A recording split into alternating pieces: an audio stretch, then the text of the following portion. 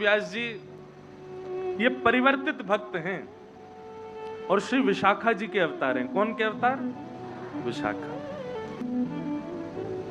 ऐसे व्यास जी की चर्चा में प्रवेश करें। आओ भक्तमाल जी के छप्पे के साथ। उत्कर्ष तिलक अरुदाम को भक्त इष्ट अति व्यास के। उत्कर्ष तिलक अरुदाम को भक्त इष्ट अति व्यास के। काहू के आराध्य मच्छ कच्छ नर हरि सूकर। काहू के आराध्य मच्छ कच्छ नर हरि सूकर। बामन भर साधरन से दुबंधन जूसेल कर। बामन भर साधरन से दुबंधन जूसेल कर। एकन के यह रीत नेम नव धासों लाए। एकन के यह रीत नेम नव धासों लाए। सुकुल सुमुखन सुवन अच्युत गोत्र लड़ाए।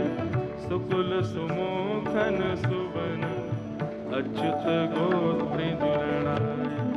नई गुण तोरी नुपुर गयो महत सभा मध्यरास की। नौ गुण तोरी नुपुर गयो महत सभा मध्यरास की। उत्कर्ष तिलक अरुदाम को भक्त इष्ट अति व्यास की। उत्कर्ष तिलक अरुदाम को भक्त इष्ट अति व्यास के। नौ गुण तोरी नुपुर गयो महत सभा मधिरास के। उत्कर्ष तिलक अरुदाम को भक्त इष्ट अति व्यास के। श्री भक्तमाल जी में नाभा जी उनका छप्पे वर्णन कर रहे हैं। उत्कर्ष तिलक अरुदाम को भक्त इष्ट अति व्यास के। बहुत ध्यान पूर्वक सुनिएगा श्री हरिराम व्यास जी की बात। वर्णन करते हुए कह रहे हैं कि हरिराम व्यास जी का नियम क्या है। आपके इष्ट कौन हैं? बोले जिनके भी माथे पर तिलक दिखाई दे जाए, गले में कंठी माला दिखाई दे जाए, हरिराम व्यास जी उसी को ही अपना इष्ट मानते हैं। भक्तों को अपना इष्ट मानते हैं और संत भक्त यदि हो तो उसको अति इष्ट मानते हैं। ऐसी हरिराम व्यास जी की निष्ठा है भक्तों के प्रति और संतों के प्रति। आपकी वाणी जी में ऐसा वर्णन आता है कि श्री हरिराम व्यास जी इतने संत प्रेमी थे, इतने भक्त प्रेमी थे कि कोई महाराज बस नेक दूर से ही दिख रहा हो कि या की कंठी पहनी भैया, हरिराम व्यास जी वहीं से दंडवत कर लेते थे। ऐसी आपकी निष्ठा। एक बार कुछ लोगों ने आपका उपहास करने के लिए एक गधा को पकड़ करके उसके गले में कंठी माला पहना दी और महाराज सिर पर उसके तिलक विराजमान कर दिया, उर्ध्वपुंड। हरिराम व्यास जी स्नान करके जैसे ही आए, उर्ध्वपुंड लगाए, गले में कंठी पहने, एक वंचर जीव गधा घूम रहा था। हरिराम व्यास जी के नेत्र सजल हो गए उसको देख के। जय हो हरि, जय हो हरि। अभी तक तो हमने 2 पैर वाले वैष्णव देखे, आज 4 पैर वाले देखे। और महाराज दंडवत प्रणाम किया उसको। ये निष्ठा सुनने और कहने की नहीं, ये वास्तविक है, प्रत्यक्ष है। हमको यहाँ 2 पैर वालों को प्रणाम करने में भी दिक्कत होती है। सबसे पहली बात यही कहते हैं श्री नाभा जी, ये सबसे विशेष गुण है श्री हरिराम व्यास जी का कि संतों के प्रति, भक्तों के प्रति, वैष्णव तिलक धारण करने वाले, कंठी माला पहनने वाले, ये 2 भाव दिखते ही हरिराम व्यास जी को उस व्यक्ति में कोई अवगुण नहीं दिखता। वो संपूर्ण गुणवान दिखाई देता है। ऐसे श्री हरिराम व्यास जी। दूसरा यहां पर भाव जो कहते हैं श्री नाभा जी, वो क्या कह रहे हैं, इधर देखो। काहू के आराध्य मच्छ कच्छ नर हरि सूकर। बामन फरसा धरन सेतु बंध जो सेल कर। श्री नाभा जी कह रहे हैं हरिराम व्यास जी का रूप कैसा है, स्वभाव कैसा है। जैसे हम किसी से मिले, उसने तिलक भी लगाया था, गले में कंठी माला भी पहनी थी, लेकिन बड़ा क्रोधी, तो हम क्या कहते हैं, अरे भगत बना घूमता है, क्रोध पे तो वश नहीं है इसका।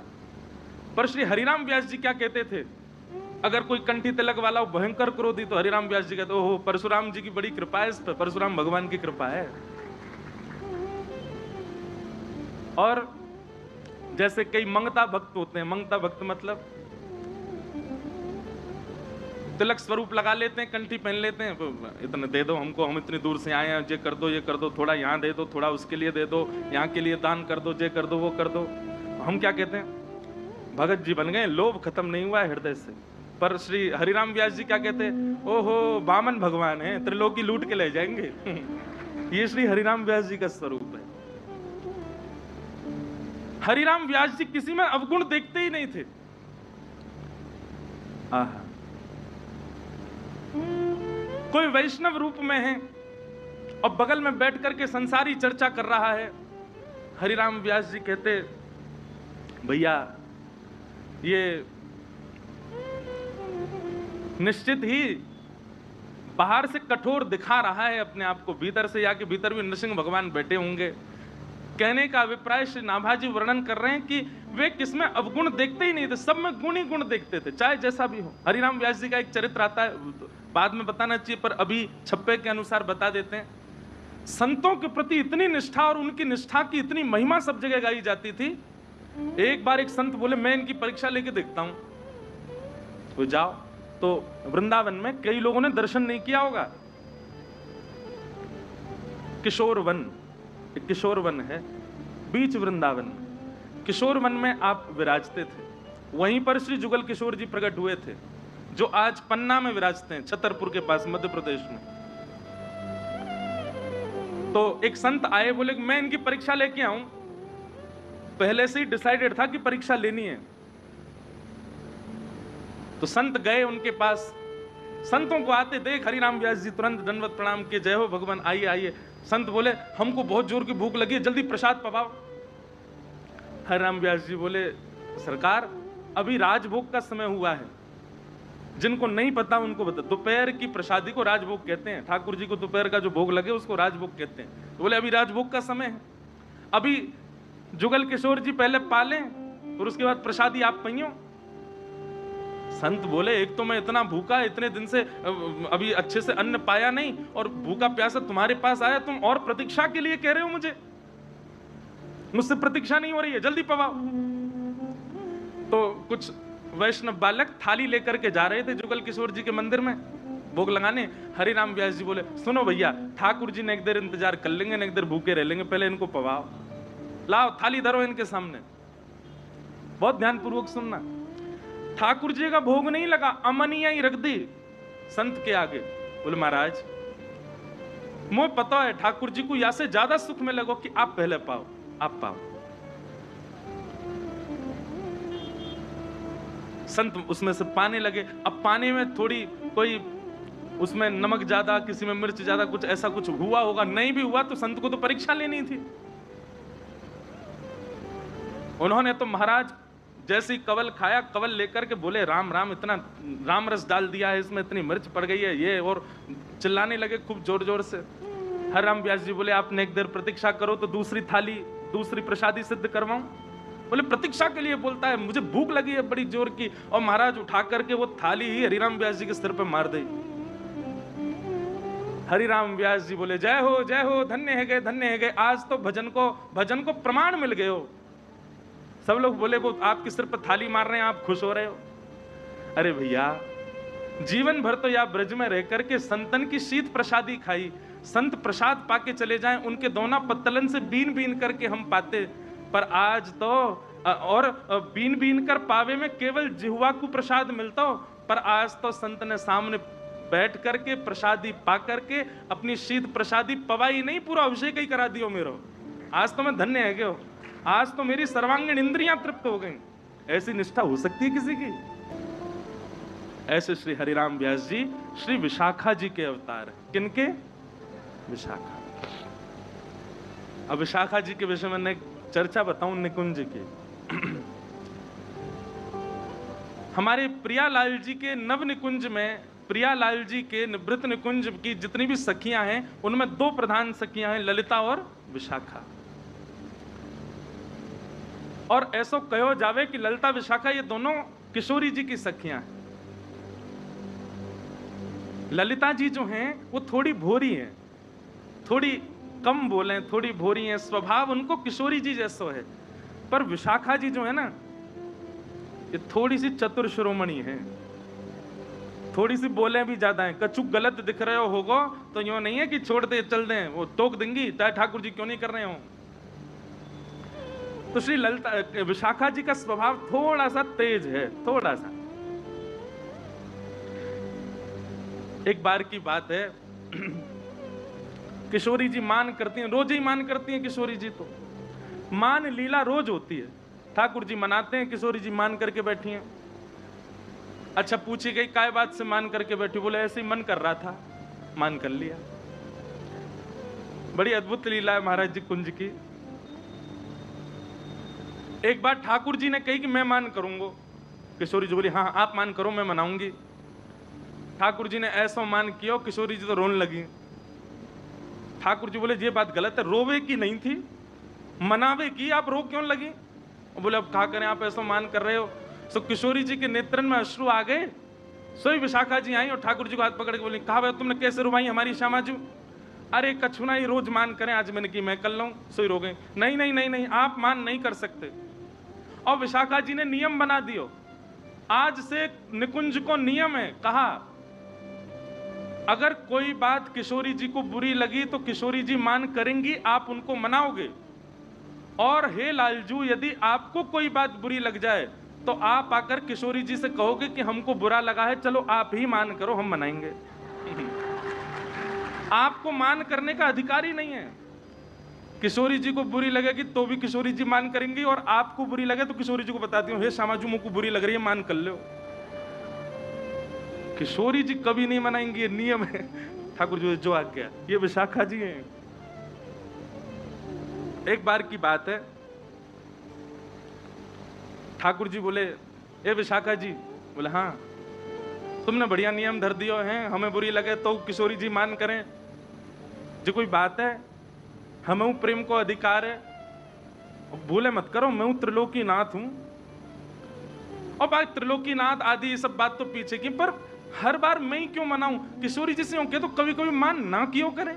अच्छा किशोरी जी ऐसा नहीं, आप यूं मत सोचो बहुत क्रोधित है जाए, न की करें बेचारी। लेकिन ठाकुर जी बोले फिर भी क्यों करें, रोज मान करें। किशोरी जी को मान छुड़ाओ। विशाखा जी बोली हम ये काम करवा देंगे। तो बाकी की सब सखियां बोली नहीं नहीं नहीं, ये असंभव है, ये नहीं हो पाए। बोले नहीं, विशाखा जी बोली मैं करा दूंगी या काम को। ठाकुर जी बोले यदि आपने ये काम करा दियो तो? बोले तो मैं आपके एक बार पाम छू लूंगा। विशाखा जी बोली रही पक्का? बोले हाँ बिल्कुल पक्का है। ठीक है। ललिता जी के तो पांव छूते हैं ठाकुर जी।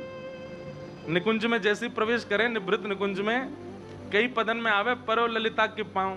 ठाकुर जी पहले पांव छूमे ललिता जी के, तो किशोर छून ना दे वो बात अलग है, पर ठाकुर जी जैसे हमारे कोई प्रेमी मिल जाए तो हम उनको देख के दूर से बिलैया दंडोत करें ना, ऐसे ठाकुर जी दूर से हाथ तो जोड़े, नीचे ने सर झुकामे ललिता जी को। विशाखा जी को नहीं करते। विशाखा जी बोली हमको करनी पड़ेगी, अगर हमने आपको काम करवा दियो। किशोरी जी मान नहीं करेंगे कभी।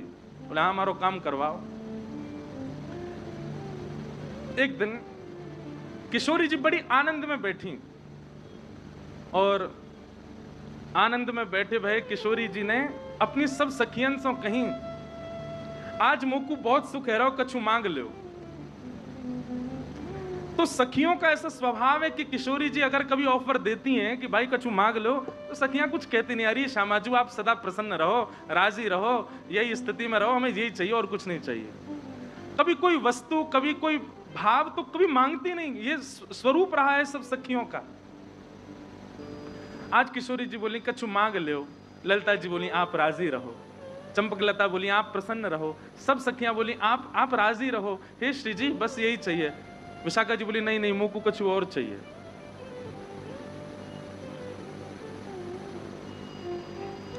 विशाखा जी को ललिता जी देखने लगे, विशाखा जी क्या कर रही है, तो पता ना है निकुंज में कभी श्री जी से हमने यात्रिका की बात, तू आज मांग कैसे रही है, श्री जी से मांग रही है।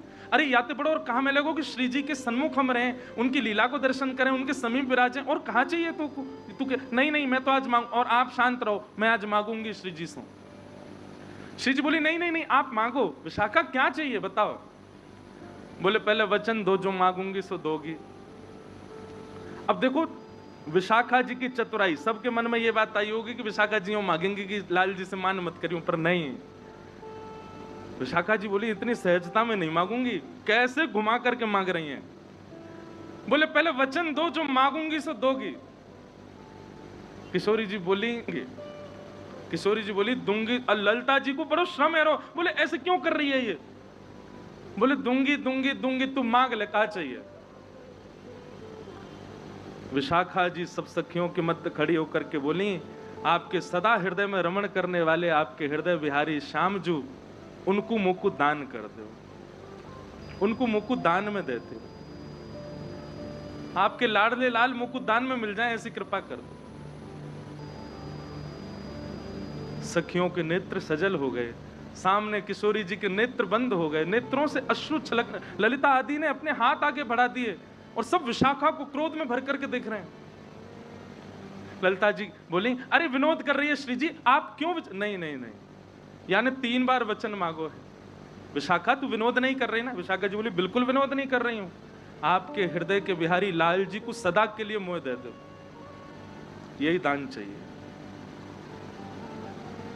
किशोरी जी अपने आसन से खड़ी हो गई और बगल में विराज रहे ठाकुर जी को हाथ पकड़ करके विशाखा के हाथ में दे दियो और अपने सिंहासन पर विशाखा को विराजमान कर दिया और स्वयं बगल में चंवर लेकर के किशोरी जी खड़ी होंगी। ये दृश्य देख करके सबका हृदय फटने लगा। ये कैसे कर सके विशाखा। विशाखा जी जैसे ही ठाकुर जी को हाथ पकड़ करके सिंहासन पर विराजी, बोली अब निकुंज की अधिष्ठात्री मैं हूं, क्योंकि मैं सिंहासन पर बैठी हूं और प्रियतम अब मेरे अधीन है, तुम सब मेरी सहचरी हो, अब मैं जो आज्ञा करूंगी वही चलेगी। हे किशोरी जी,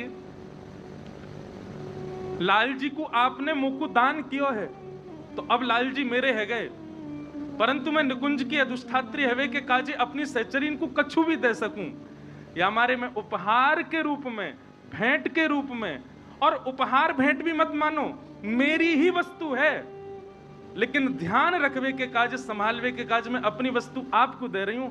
याद रहे मेरी वस्तु को चेहरा पे कभी शुष्कन नहीं आनी चाहिए, कभी उदासी नहीं आनी चाहिए। लो मैं अपनी वस्तु आपको दे रही हूं।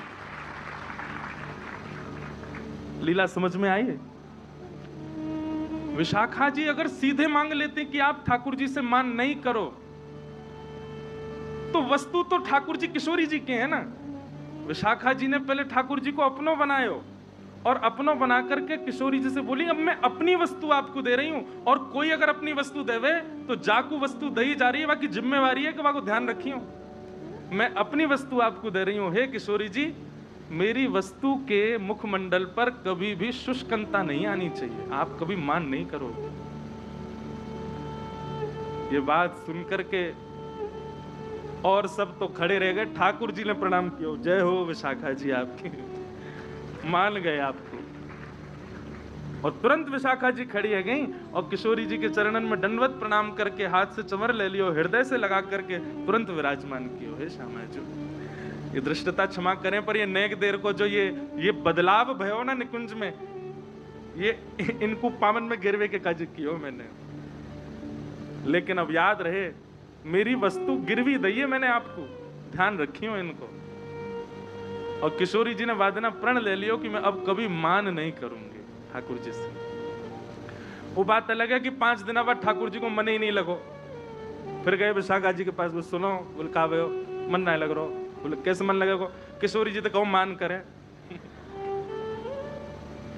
विशाखा जी बोली तुम पे यही काम है, बोले अब मान क्यों चाहिए? तब ठाकुर जी बोले अब मुंह को आदत है गई है बार बार मनावे की, अब ये मान ही ना करें तो मैं सोच रहा हूं कौन मनाऊं। तो ये हैं विशाखा जी, अति चतुर हैं और नेक थोड़ी सी तेज भी हैं दिमाग से।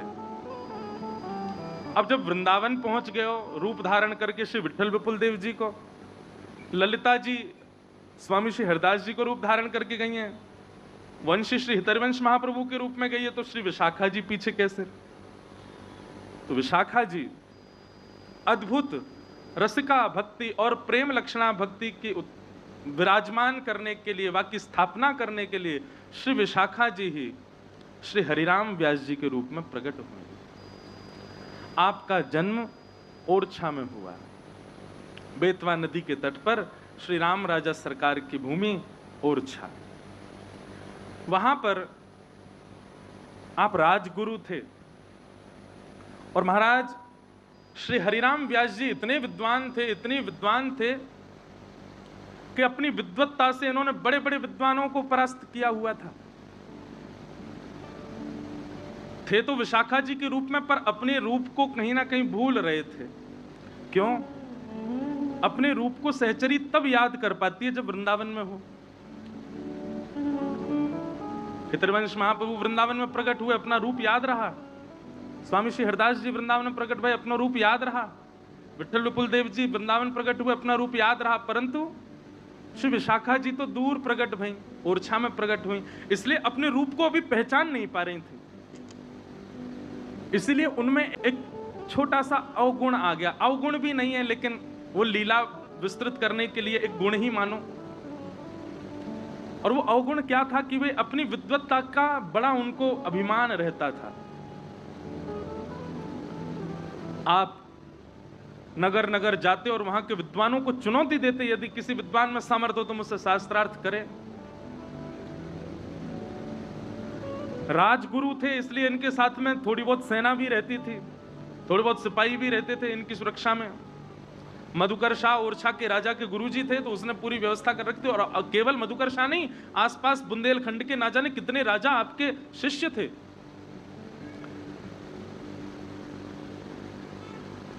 विद्वत्ता भी मिल गई, धन भी मिल गया, ऐश्वर्य भी मिल गया, प्रतिष्ठा भी मिल गई, तो मान आना तो संभव था। आप श्री ने सब जगह के विद्वानों को हरा दिया। बहुत ध्यान से सुनिएगा। तभी आपको पता चला कि भाई भारत के सबसे श्रेष्ठ विद्वान काशी में विराजते हैं। तो आपने काशी के विद्वानों को चुनौती पत्र भेज दिया। और एक और बात थी हरिराम व्यास जी में, क्या जहां जहां से जीतते थे वहां वहां का जीत का प्रमाण पत्र और संग लेके चलते थे अपने। आप श्री जैसे ही काशी पहुंचे तो काशी के विद्वान घबरा गए। उनको पता था कि हम इनसे जीत नहीं पाएंगे, बहुत विद्वान हैं। काशी के सब विद्वानों ने जाकर के महादेव से कहा, हे काशी विश्वनाथ, हे विश्वंबर भगवान, ये काशी नगरी विद्वानों की नगरी है, आपके विद्वानों की नगरी है। और ये हरिराम व्यास जी ओरछा से आए हमको हराने, हमको हरा के चले जाएंगे, कलंक हमारे ऊपर लग जाएगा कि हम जीत नहीं पाए, आप हमारी रक्षा करो। अब ब्राह्मण तो ऐसा कह के गए और जाके सब सो गए। महादेव चिदानंद रूप शिवोहम शिवोहम, चिदानंद रूप शिवोहम शिवोहम। एक दीनहीन से ब्राह्मण का रूप धारण किया, बिल्कुल सहज सरल से ब्राह्मण बन गए। और जहां ठिकाना था, जहां पर तंबू लगा करके बैठे थे श्री हरिराम व्यास जी, बाहर अपने प्रमाण पत्र चिपका रखे थे और नीचे लिख रखा था विद्वानों को खुली चुनौती, आके शास्त्रार्थ करो। हरिराम व्यास जी के पास महादेव पहुंचे। सेवकों ने जाकर के बताया, महाराज जी बाहर एक दिन इनसा ब्राह्मण आया है काशी का। बोले रूप पर मत जाओ, विद्वान होगा तभी आया, नहीं तो कैसे आएगा मेरे पास, भेजो भीतर। महादेव गए, जय हो, बड़े बिल्कुल दीन से बन के गए। हरिराम व्यास जी बताइए किस विषय पर शास्त्रार्थ प्रारंभ किया जाए।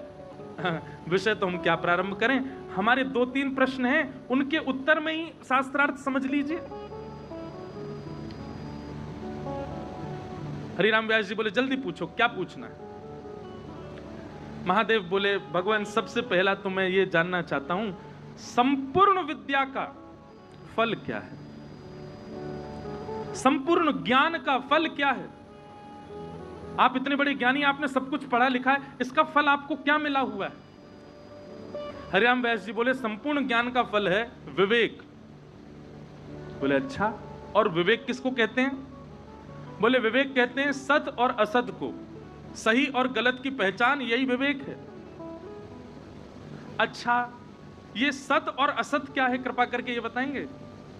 बोले सत, ठाकुर जी सत हैं, ये ब्रह्मांड पूरा, ये सृष्टि पूरी असत है, ये संसार असत है, केवल और केवल ठाकुर जी ही सत्य हैं। महादेव बोले, तो फिर आप क्यों इस असत संसार में पड़े हो? क्या इसी के लिए आपने विद्या अर्जित की थी कि आप विद्वानों के घर जा जा करके उनको हरा करके उनको दुखी करो और उनसे ये बस एक कागज पे लिखवा देना कि आप विद्वान हो, उसको बाहर चिपकवा देना? आप खुद असत में पड़े हुए और कहते हो कि आप ज्ञानी हो। यदि आप सत्य के उपासक हो, ज्ञानी हो, तो फिर सत्य की उपासना करो, ब्रह्मांड भगवान की उपासना करो। क्या आपको विवेक की प्राप्ति होगी? 2-4 प्रश्न ऐसे धर दिए महाराज। हरिराम व्यास जी तो नेत्र खुल गए, देखते रहे, देखते देखते चरणों में गिर गए। बोले, आप सामान्य नहीं हो, कौन हो, मुझे अपना रूप दिखाओ।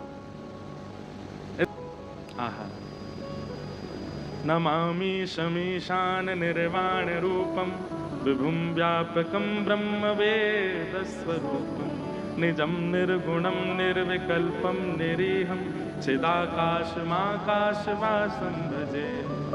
देवादिदेव महादेव अपने रूप में प्रकट हो गए और प्रकट होकर के श्री हरिराम व्यास जी को उठा करके अपने हृदय से लगाया और हृदय से लगा करके कान के पास जाके बोले, विशाखा जी। और जैसे ही विशाखा शब्द उच्चारण किया, नेत्र बंद हो गए, अपनी निवृत्त निकुंज की स्मृति आ गई और महाराज तुरंत उनको स्मरण होने लगा कि अरे मैं कहां संसार में फंस रहा हूं, ये कहां ज्ञानी बनने की कोशिश कर रहा हूं, दूसरों को हराने में, दूसरों को परास्त करने में मेरी रुचि होती जा रही है। अरे मैं तो निवृत्त निकुंज की दासी हूं, मैं तो किशोरी जी की प्रिय सखी विशाखा हूं, मैं अपने रूप को क्यों नहीं पहचान पाई? महादेव के चरणों में प्रणाम किया। बोले, विशाखा जी, आप विद्वान इसलिए बनाई गई हो ताकि आप और वृंदावन रस का महिमा का गान कर सको। इसलिए अब अपनी इस विद्वत्ता से दूसरों को, ब्राह्मणों को हराना, परास्त करना, दुखी करना बंद करो। जाओ वृंदावन और वृंदावन के यश को गाओ। महादेव ने भेजा वृंदावन यश गाने के लिए। विशाखा जी, श्री हरिराम व्यास जी लौट करके आप वृंदावन नहीं गए, पहले ओरछा आए। ओरछा आए क्योंकि आपको संकोच हो रहा था कि मैंने इतने वर्ष वृंदावन के बिना व्यतीत कर दिया। लगभग शायद 35-36 वर्ष तक वृंदावन से विलग रहे श्री हरिराम व्यास जी। आप श्री ओरछा आ गए, परंतु अब ओरछा में आपका मन नहीं लगता है। आप बस एक ही विचार में रहते हैं, वृंदावन कैसे जाऊं, वृंदावन कैसे जाऊं, वृंदावन जाने से पूर्व मैं पहले गुरु बनाऊं। आप बस खोज कर रहे थे कि मैं किसको गुरु बनाऊं। आपके मन में कई सारे भाव आए।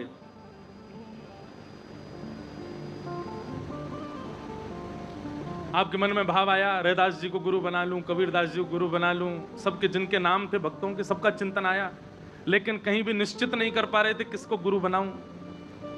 तभी ओरछा में श्री नवलदास जी महाराज का आगमन हुआ। आप श्री हितवंश महाप्रभु जी के कृपा पात्र थे, श्री नवलदास जी। और नवलदास जी आए तो बेतवा नदी के तट पर बैठे थे और भोर में सुबह सुबह का सूर्य उदय होने वाला, हल्का हल्का अंधियारा है और श्री नवलदास जी महाराज वहां बेतवा नदी के तट पर बैठ करके श्री ठाकुर जी के सुंदर भोर का एक पद गा रहे हैं। राजत दंपति भोर आज राजत दंपति भोर आज राजत दंपति भोर आज राजत दंपति। देखो, आज यही पद सुन करके हरिराम व्यास जी को अपनी निकुंज लीला का स्मरण होने लगा। भोर का समय हुआ है, प्रिया प्रियतम उठा रहे हैं, ललिता जी सेवा में हैं, अन्य सब सखियां सेवा में हैं। विरह होने लगा, मैं कहां हूं, क्योंकि स्वयं तो विशाखा है ना। स्वयं को लीला में ना देख पाने से अत्यंत विषाद होने लगा चित्त में, और वही विषाद वृंदावन की स्मृति के रूप में परिवर्तित हो गया। आप तुरंत नवलदास जी के पास दौड़े दौड़े गए और आपने जाकर के कहा, भगवान आपने जो ये पद गाया, इस पद का भाव क्या था? और इस पद के अंत में आपने कहा जय श्री हित हरिवंश, ये कौन है? ये किनकी छाप से आप पद गा रहे हैं? ये ऐसे निकुंज रस का उपासन करने वाले, ऐसे नित्य निकुंज का प्रकाश करने वाले ये कौन है? नवलदास जी ने कहा, ठाकुर जी की वंशी के साक्षात अवतार श्री हितरवंश महाप्रभु, वे अभी वृंदावन में विराज रहे हैं, ठाकुर जी की निकुंज लीलाओं को गाते हैं, उन्हीं की निकुंज लीलाओं को सुन सुन करके वृंदावन में रस आनंदित होता है। मैं उन्हीं का कृपा पात्र शिष्य हूं नवलदास। बस अब तो हितरवंश महाप्रभु का जैसे ही चिंतन हुआ, आपके चित्त में भाव आया कि बस मिल गए मेरे गुरुदेव। बहुत मन में संकोच आ रहा था, किसके पास जाऊं, किससे दीक्षा लूं, कहां जाऊं, कौन मेरे गुरु बने? वो ज्ञानी बहुत हैं, वो ध्यानी बहुत हैं, वो जपी बहुत हैं, वो त्यागी बहुत हैं, परंतु अब मुझे मेरे गुरु मिल गए जिनके पास मुझे जाना है। ये निकुंज के उपासक श्री हितरवंश महाप्रभु, यही मेरे गुरु बनेंगे। और उसी क्षण आप श्री वृंदावन को प्रस्थान कर गए। हरिराम व्यास जी वृंदावन पधारे। बहुत ध्यानपूर्वक सुनो। जैसे ही आप वृंदावन आए, वृंदावन आते ही, अच्छा अब भी महाराज जी पोथियां छोड़ करके नहीं आए, संग लेकर के ही आए। 5 बैलगाड़ियों में पोथियां भर करके लेके आए साथ में।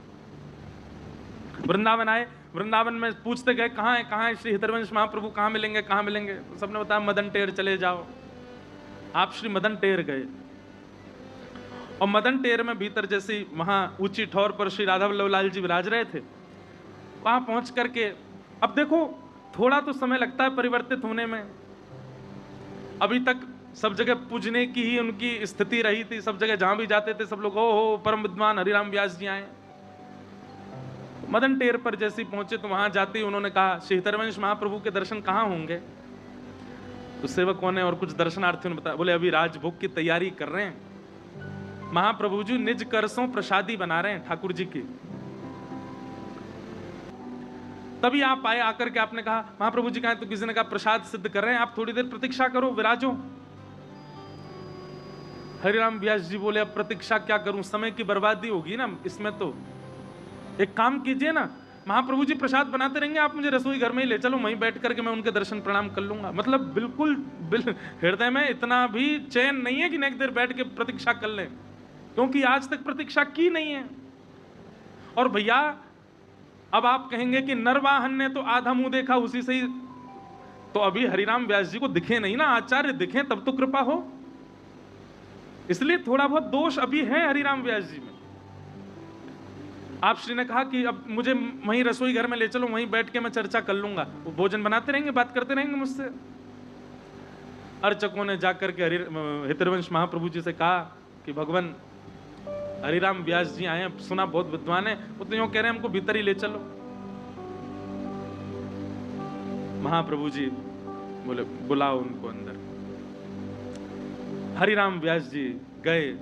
आहा, चूल्हे पर सुंदर कढ़ाई पर कुछ प्रसादी बना रहे थे आप, अग्नि प्रज्वलित थी, और बनाते बनाते जैसे ही हरिराम व्यास जी आए, आप श्री ने तुरंत जो नीचे थोड़ी थोड़ी जली हुई लकड़ियां थी उन सबको बाहर निकाल करके उनको ठंडा कर दिया, और कपड़ा से कढ़ाई उतार करके नीचे धर दी, और नीचे धर के हरिराम व्यास जी की ओर मुख करके महाप्रभु हितरवंश जी बैठ गए और बोले कहो क्या बात है? हरिराम व्यास जी बोले मेरे संशय और मेरी स्थिति वो सब तो बात का विषय, पर आपने ये क्या किया? आपने अग्नि क्यों बुझा दी? आपने प्रसादी सिद्ध कर रहे थे, उसको क्यों रोक दिया आपने? भगवान मैं मानता हूं थोड़ा हटीला हूं, प्रतीक्षा नहीं की मैंने, पर मेरा ऐसा भाव था कि आप प्रसाद बनाते रहेंगे, हम दोनों की चर्चा होगी, पर आपने अग्नि बुझा करके और कढ़ाई नीचे रख करके तो मुझको ऐसा प्रतीत करवाया कि मैंने आपकी सेवा में विघ्न डाला है। ज्ञानी तो थे हरिराम व्यास जी। हितरवंश महाप्रभु ने कहा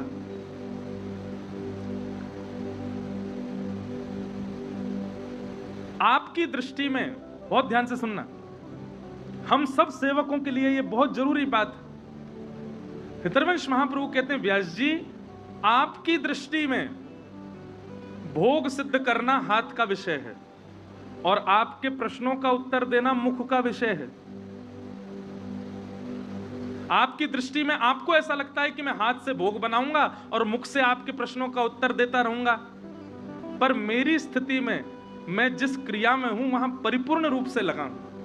मेरा मन भी वही होगा, मेरी चित्तवृत्ति भी वही है, मेरी बुद्धि भी वही है, मेरे हाथ जिस क्रिया को कर रहे हैं उसी क्रिया में मेरा मन भी है, उसी क्रिया में मेरी बुद्धि भी है। अब जब मैं ठाकुर जी की प्रसादी बना रहा हूं, मेरी मन बुद्धि दोनों वहां लगे, मैं आपका प्रश्न कैसे सुनूंगा, आपका उत्तर कैसे दूंगा? मेरे लिए ये दो कार्य नहीं हो सकते हैं।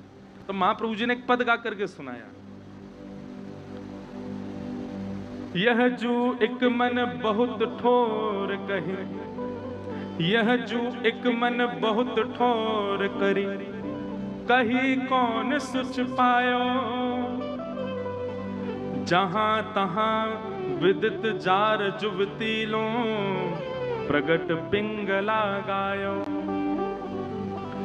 द्वैतुरंग पर जोर चढ़त हटी, परत कौन पे धायो, कही धो कौन अंग पर राखे, जो गनिका सुत जायो।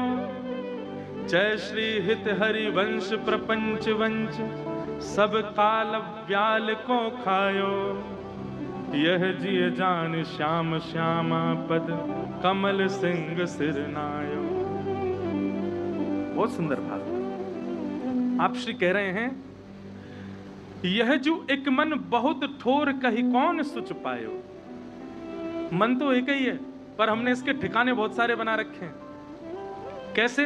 बोले जैसे एक पिंगला यानी कि एक वैश्या, हर दिन उसका एक नया प्रेमी है, ऐसे हम लोगों का हर दिन एक नया प्रेमी है।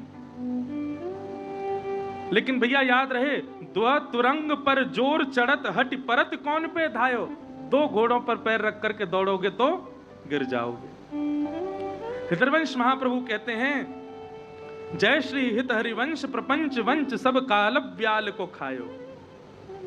व्यास जी आपको प्रत्युत्तर देना और सेवा करना आपके लिए दो हैं, पर मैं एक जगह ही रहता हूं। आपको लगता होगा कि भोग हाथ से बनता है, पर मेरा भोग, मेरे राधा वल्लभ जी की प्रसादी मन से बनती है।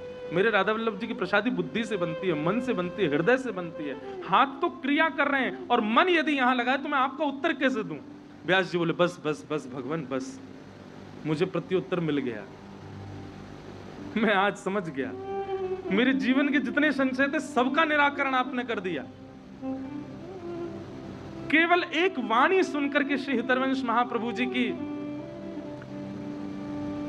आप श्री ने प्रणाम किया, और प्रणाम करके सबसे पहले क्या किया, जो प्रमाण पत्र मिले हुए थे, जो इनके जिस रथ पर ये चलते थे उस रथ के बाहर भी चिपका रखे थे, काशी से जीते, यहां से जीते, वहां से, सारे प्रमाण पत्र उतारे। और 5 गाड़ी बैलगाड़ी में भर के पोथियां भरी पड़ी थी, जय उपनिषद पुराण गुण आदि सब आदि। कोई पुराण आदि की निंदा नहीं कर रहा हूं, क्षमा करें, जो वाणी जी में वही बता रहा हूं। सबको ले जा करके महाराज जमुना जी में प्रवाहित कर दिया। किसी ने आकर के कहा, बोले व्यास जी पुस्तकालय में धरवा देते, कोई और पढ़ लेता इनको, जमुना जी में क्यों प्रवाहित कर दें?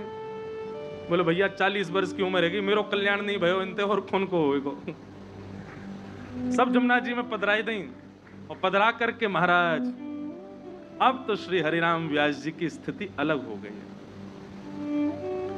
वृंदावन के रूख हमारे मात पिता गुरु बंधु। हितरवंश महाप्रभु से आपने दीक्षा ग्रहण करके और श्री राधा वल्लभ जी की शरणागति ग्रहण कर ली, और महाराज अब तो वृंदावन में विचरण करने लगे श्री हरिराम व्यास। हरि व्यास जी वृंदावन में रहने लगे, छोड़ आए सब अपने घर परिवार, त्याग दी अपनी सब कुल की कहानी, त्याग दी अपनी सारी उपाधियां आदि सब छोड़ छाड़ के वृंदावन में रहने लगे। आपके घर वालों को तो लोभ था, क्योंकि हरिराम व्यास जी रहते थे तो घर में धन दक्षिणा आती थी, खूब सारी चीजें आती थी। अब हरिराम व्यास जी तो इतने दिन हो गए पता नहीं कहां चले गए। आपके घर के लोग आपको ढूंढने के लिए आए, खूब आपको संदेश भेजे, पर आप श्री लौट करके वापस ओरछा नहीं गए। और एक तो होता है कि मैं अपने नियम का पालन करूं, परंतु एक होता है कि मैं खुद भी करूंगा, इससे भी करवाऊंगा। हरिराम व्यास जी ऐसे वाले भक्त थे, स्वयं तो वृंदावन छोड़ते ही नहीं थे, और भी अगर कोई वृंदावन से जाने की बात करता था, बन गए ब्रज को छोड़ के कहीं नहीं जाते। और वृंदावन एक बार कोई आ जाता है तो उसको प्रणाम करते हैं हरिराम व्यास जी। पूछते हैं कहां से आए, बोले हम इंद्रप्रस्थ से आए, हम वहां से आए। उसको प्रणाम करते हैं, अब मत जाना यहां से, यहीं रहो, वृंदावन में ही रहो। और वृंदावन से जाता हुआ कोई दिखाई दे जाता तो हरिराम व्यास जी अपनी चप्पल उठा दे, बोले भाग यहां से प्रेत भूत, वृंदावन छोड़ के जा रहा है, कितना बड़ा दुर्भाग्य तेरा, वृंदावन छोड़ के जा रहा है। ऐसे श्री हरिराम व्यास जी, अब जो वृंदावन के लिए छोड़ के जाने वालों के लिए ऐसा कहते, स्वयं छोड़ के कैसे चले जाए। आपके घर वालों ने खूब प्रयास किया कि श्री हरिराम व्यास जी को लेकर के जाना, हरिराम व्यास जी नहीं गए। घर वालों ने कहा ये ऐसे तो आएंगे नहीं, और अगर ये नहीं आए तो घर कैसे चलेगा। और घर तो चल ही जाता, पर एक घर के लोगों को लोभ था, भाई ये इनकी वजह से हमारी पूंछ है सब जगह, और ये वृंदावनवासी हो गए, बाबा जी बन गए यहाँ के। तो घर के लोगों ने क्या किया, ओरछा गए, और ओरछा में जाकर के वहां के राजा, उनके तो गुरु जी हैं ये, तो घर के लोगों ने जाकर मधुकर शाह से कहा, बोले कि हमारे पतिदेव तुम्हारे गुरुदेव वहां चले गए। बच्चे जाके रोने लगे, इनके 3 बेटा 1 बेटी थे। तो मधुकर शाह ने कहा नहीं नहीं नहीं, आप चिंता मत करिए, हम अभी व्यवस्था करते हैं, हम बुलवाएंगे उनको। सैनिकों को भेज दिया, जाओ जाकर के श्री हरिराम व्यास जी को लेकर के आओ, कहो कि राजा ने भेजा है बुलाने के लिए, बुला ले। सैनिक आकर के वृंदावन में बस गए। हरिराम व्यास जी को जैसी पता चली कि सैनिक आ गए तो बच्चे दौड़ दौड़ के भागते, छुप जाते, कभी जमुना जी में बैठ जाते, कभी लता गुल्मों में छुप जाते, इनको मैं दिख नहीं जाऊं, मुझे ले जाएंगे। और कोई हट तो नहीं करेगा, लेकिन प्रार्थना भी क्यों सुनूं मैं वृंदावन से जाने की, नहीं मानते थे। सैनिकों के तो चंगुल में नहीं आ पाए। अब की बार मधुकर शाह राजा ही आ गया लेने के लिए, और तो पूरी अपनी सेना लेकर के आया, रथ पर बैठ करके, हाथी घोड़ा जाने क्या क्या लेके आया, ससम्मान गुरु जी को लेकर के वापस आऊंगा। और मधुकर शाह बड़ा चतुर था, उसने सोचा कि अब इनके हृदय में तो नैष्ठिक वृंदावन वास बस चुका है, ये तो जाएंगे नहीं छोड़ के वृंदावन। उसने कहा इनके गुरुजी श्री हितरवंश महाप्रभु, उनसे जाकर के मैं कहूंगा, वो इनको आज्ञा करेंगे तो इनको जाना पड़ेगा। और मधुकर शाह सीधे गया, श्री राधा वल्लभ जी के चरणों में प्रणाम किया। हितरवंश महाप्रभु ने बिठाया, भाई राजा है ओरछा का, चरणों में प्रणाम करके कहा भगवान आपसे एक वस्तु चाहते हैं। बोले क्या। बोले आपके अनन्य शिष्य हरिराम व्यास हमारी ओरछा की निधि हैं, वो आप कृपा करके उनको हमको वापस दे दीजिए। हितरवंश महाप्रभु ने पहले तो कहा कि भैया देखो उनके चित्त में अब वृंदावन बस चुका है, क्यों ले जाना चाहते हो उनको। तो मधुकर शाह ने एक बड़ी चतुराई भरी बात कही कि अगर वे वृंदावन में रहेंगे तो केवल उनका कल्याण होगा, लेकिन वे ओरछा चले जाएंगे तो जान कितने जीवों का कल्याण होगा। महाप्रभु जी ने विचार किया, बात तो सही है तुम्हारी, हरिराम व्यास जी का जो ज्ञान है, हरिराम व्यास जी का जो वाणी है, वो निश्चित ही मानव कल्याण करने वाली है। बोले वही मैं कह रहा हूं, आप कृपा कर आप उनको बोलिए ना, वो चलें वापस ओरछा। ठीक है, शाम को दर्शन करने आएंगे राधा वल्लभ जी के, तो मैं आज्ञा कर दूंगा। आपकी बात ये अच्छी लगी, कभी जब